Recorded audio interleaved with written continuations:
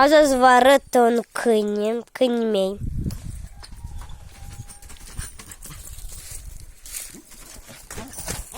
E soare.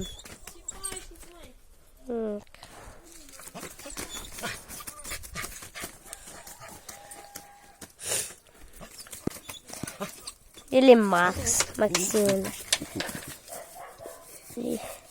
E bătrân, are 10 ani.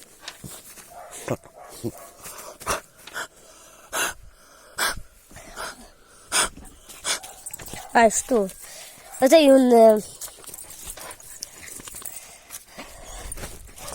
Vin la umbră. Este Cocker Spaniel. Am primit cadou.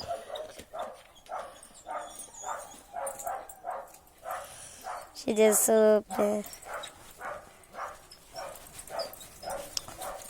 faci?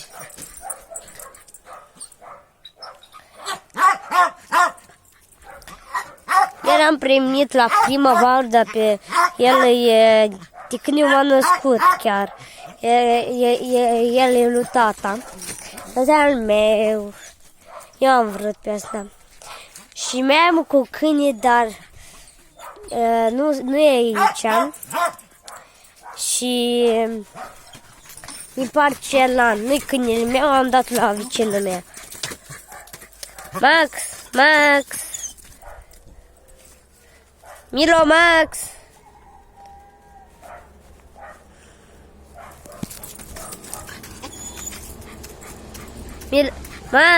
Max!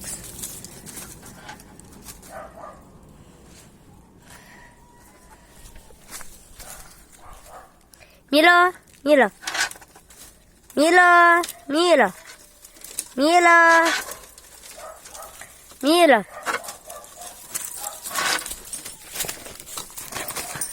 Max!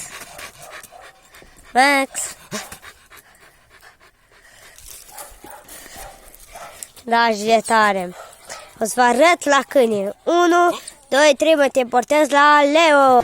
Cum v-am spus, ia uite. Leo. Am dat lui vecinul meu.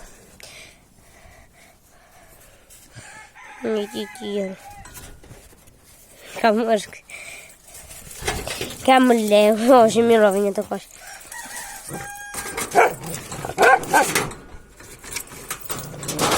Și mai are acolo. Și am primit, anul trecut. Anul trecut am primit 2021, iarna.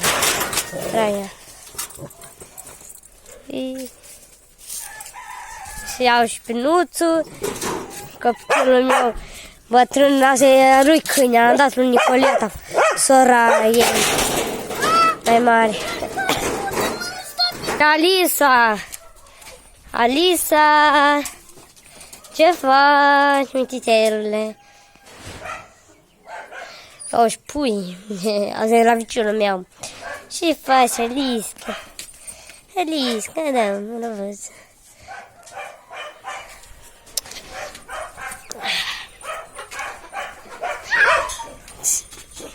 O, Leo, și de... Ia uite-ta! Ce faci? Mamma mia!